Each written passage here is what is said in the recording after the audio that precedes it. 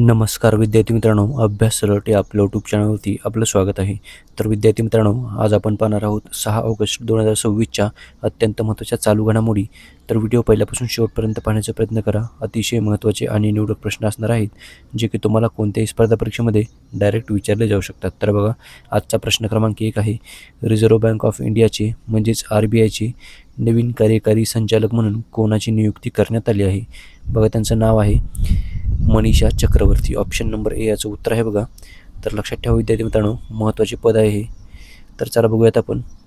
भारतीय रिझर्व्ह बँकेने ऑगस्ट 2026मध्ये मनीषा चक्रवर्ती यांची नवीन कार्यकारी संचालक म्हणजेच एन्फोर्समेंट डायरेक्टर म्हणून नियुक्ती केलेली आहे. ओके, तर लक्षात ठेवा. चला बघूयात आपण पुढचा प्रश्न बघूयात आपण. प्रश्न क्रमांक 2 आहे बघा. खालीलपैकी कोणत्या देशाने ऑपरेशन त्रिशूल हे राबवलेले आहे? ओके, तर बघा, ऑपरेशन त्रिशूल जे आहे ते भारताने राबवलेली आहे. ऑप्शन नंबर ए याचं उत्तर आहे बघा. चला बघूयात आपण याबद्दल. तर बघा, या ऑपरेशनचा उद्देश काय आहे? तर परदेशामध्ये नावे आणि ओळख बदलून लपलेल्या भारतीय फरार गुन्हेगारांचा शोध घेणे आणि त्यांना भारतामध्ये आणणे हा याचा मुख्य उद्देश आहे. तसेच बघा, केंद्र सरकारने 5 ऑगस्ट 2026 रोजी दिलेल्या माहितीनुसार या मोहिमेद्वारे 2019 पासून आत्तापर्यंत 36 देशांतून 274 फरार गुन्हेगारांना यशस्वीरित्या भारतामध्ये परत आणले गेलेले आहे. तर लक्षात ठेवा विद्यार्थी मित्रांनो. तर बघा, केंद्रीय अन्वेषण ब्युरो म्हणजेच CBI, इंटेलिजन्स ब्युरो म्हणजेच IB, रॉ. तर रॉ म्हणजे काय? तर रिसर्च अँड ॲनालिसिस विंग आणि इंटरपोलच्या समन्वयाने आधुनिक तंत्रज्ञानाचा वापर करून ही कारवाई केली जाते. तर लक्षात ठेवा बघा. चला पुढचा प्रश्न बघूयात आपण. प्रश्न क्रमांक 3 आहे बघा. हिरोशिमा दिवस दरवर्षी केव्हा साजरा केला जातो? तर बघा, 6 ऑगस्ट रोजी दरवर्षी आपण हिरोशिमा दिवस साजरा करतो. ओके, लक्षात ठेवा बघा. तर बघा, जपान या देशामधील शहर आहे हिरोशिमा. तर चला बघूयात आपण विद्यार्थी मित्रांनो. तर बघा, हिरोशिमा दिवस हा दरवर्षी आपण 6 ऑगस्ट रोजी पाळला जातो. तसेच बघा, दुसऱ्या महायुद्धादरम्यान 6 ऑगस्ट 1945 रोजी अमेरिकेने जपानच्या हिरोशिमा शहरावरती लिटल बॉय नावाचा जगातील पहिला अणुबॉम्ब टाकला होता आणि या भीषण हल्ल्यामध्ये लाखो निष्पाप लोकांचा मृत्यू झाला होता. तर बघा, या घटनेची आठवण म्हणून आणि जागतिक शांततेला प्रोत्साहन देण्यासाठी तसेच अण्वस्त्रांच्या धोक्यांबद्दल जनजागृती करण्यासाठी हा दिवस जगभरामध्ये पाळला जातो. तर लक्षात ठेवा बघा. चला पुढचा प्रश्न आहे बघा. प्रश्न क्रमांक 4 बघूयात आपण. कोणत्या राज्याच्या पारंपरिक पिथोरा चित्रकलेला भौगोलिक संकेत म्हणजेच काय? तर GI टॅग मिळाला आहे? तर याचं उत्तर आहे बघा, गुजरात. ऑप्शन नंबर बी याचं उत्तर आहे बघा. तर गुजरात राज्याच्या पिथोरा या चित्रकलेला पारंपरिक चित्रकला आहे बघा. या चित्रकलेला GI टॅग मिळालेला आहे. लक्षात ठेवा. तर चला बघूयात आपण. बघा, गुजरात या राज्याची राजधानी आहे बघा गांधीनगर. म्हणजेच बघा, ही प्रामुख्याने गुजरातमधील राठवा, भील आणि भिलाला या आदिवासी जमातींची शतकानुशतके जुनी पारंपरिक भित्ती चित्रकला आहे. म्हणजेच भिंतीवर काढली जाणारी ही चित्रकला आहे. तर बघा, या कलेचा उगम गुजरातमधील छोटा उदयपूर आणि पंचमहल जिल्ह्यात झालेला आहे. लक्षात ठेवा.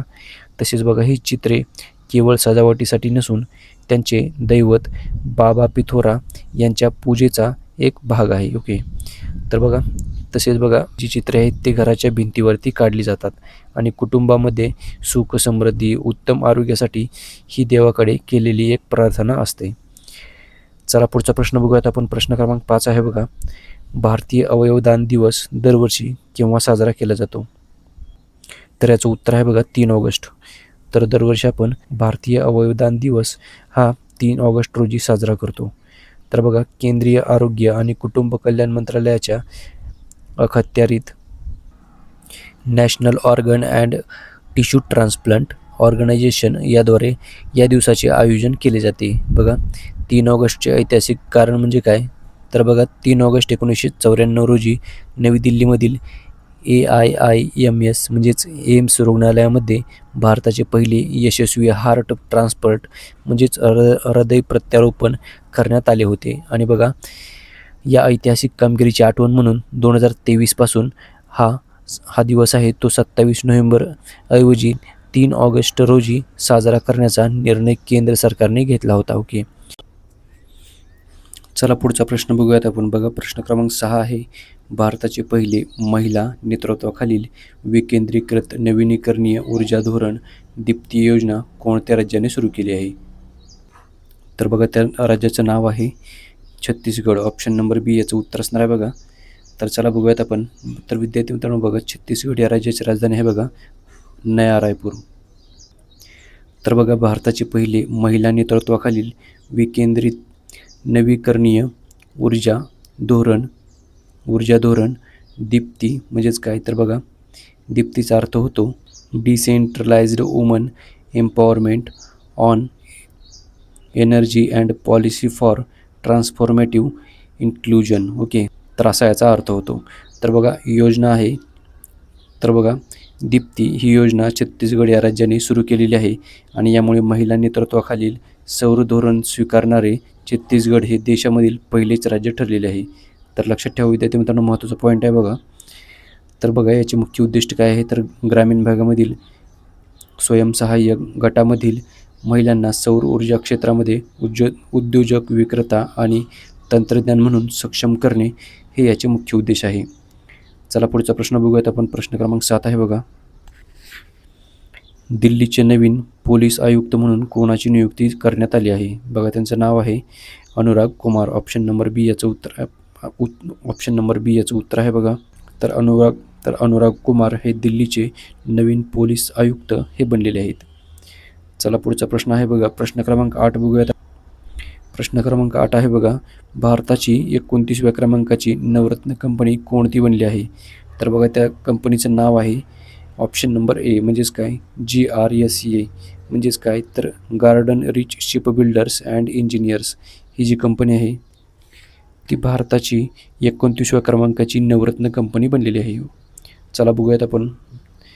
तर बघा भारताची 29व्या क्रमांकाची Navratna company Garden Reach Shipbuilders and Engineers ही बनलेली आहे आणि केंद्रीय वित्त मंत्रालयाच्या लोक उद्यम विभागाने जून 2026 मध्ये कोलकाता आधारित संरक्षण क्षेत्रामधील सार्वजनिक उपक्रमाला नवरत्न दर्जा म्हणून मंजूर केलेले आहे.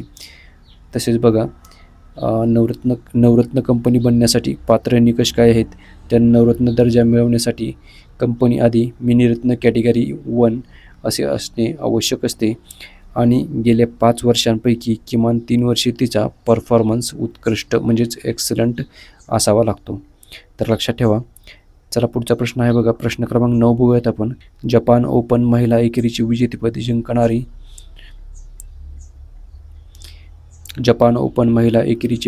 जिंकणारी पहिली भारतीय बॅडमिंटनपटू कोण ठरली आहे? तर बघा महत्त्वाचा प्रश्न आहे बघा विद्यार्थी मित्रांनो. याचं उत्तर आहे PV Sindhu. Option number C याचं उत्तर आहे बघा. तर विद्यार्थी मित्रांनो बघा टोकियो येथे झालेल्या जपान ओपन 2026 या स्पर्धेमध्ये रोमांचक अंतिम सामन्यामध्ये तिने जपानच्या बलाढ्य खेळाडू आणि माजी विश्वविजेत्या अकेन यामागुचा 21-17 अशा सरळ गेममध्ये पराभव करून ऐतिहासिक पराक्रम केलेला आहे. तर विद्यार्थी मित्रांनो लक्षात ठेवा. तर 45 वर्षाहून अधिक इतिहास असलेल्या प्रतिष्ठित जपान ओपन स्पर्धेमध्ये कोणत्याही प्रकारामध्ये विजेतेपद मिळवणारी PV सिंधू ही पहिली भारतीय खेळाडू ठरलेली आहे. तर विद्यार्थी मित्रांनो बघा PV सिंधूच्या कारकिर्दीतील हे तिचे पहिलेच BWF सुपर 750 दर्जाचे विजेतेपद ठरलेले आहे. तर लक्षात ठेवा. चला पुढचा प्रश्न आहे बघा. प्रश्न क्रमांक 10 बघूयात आपण. सर्वाधिक कार्यकाळ असलेले तिसरे मुख्यमंत्री कोण बनले आहेत? तर त्यांचं नाव आहे बघा Devendra Fadnavis. Option number A याचं उत्तर आहे बघा. सध्या मुख्यमंत्रीपदावर असणारे महाराष्ट्राचे मुख्यमंत्री देवेंद्र फडणवीस हे महाराष्ट्रातील सर्वाधिक कार्यकाळ असलेले तिसरे मुख्यमंत्री बनलेले आहेत.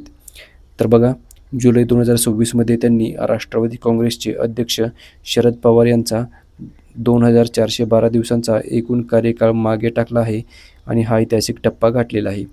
3 वेगवेगळ्या कार्यकालांचा मिळून देवेंद्र फडणवीस यांचा एकत्रित कार्यकाळ 2430 दिवसांपेक्षा जास्त झालेला आहे. तर बघा महाराष्ट्रामधील सर्वाधिक काळ असलेले टॉप 3 मुख्यमंत्री आहेत बघा. पहिले आहेत वसंतराव नाईक. त्यांचा कार्यकाळ आहे बघा 4096 दिवस. तर बघा ते पहिल्या क्रमांकावर आहेत. तर विलासराव देशमुख यांचा आहे 2686 दिवस. आणि ते दुसऱ्या क्रमांकावर आहेत. तसेच आता तिसऱ्या क्रमांकावर आले आहेत बघा देवेंद्र फडणवीस, आणि त्यांचा आहे 2430हून अधिक दिवस त्यांना पदावर झालेले आहेत. तर आणि त्यांचा तिसरा क्रमांक आहे. तर लक्षात ठेवा विद्यार्थी मित्रांनो, याच प्रश्नाबरोबर आजच्या दिवसाचे जे करंट अफेअर्सचे प्रश्न होते ते सर्व आपण कव्हर केलेले आहेत. भेटूयात आपण उद्या सकाळी. धन्यवाद.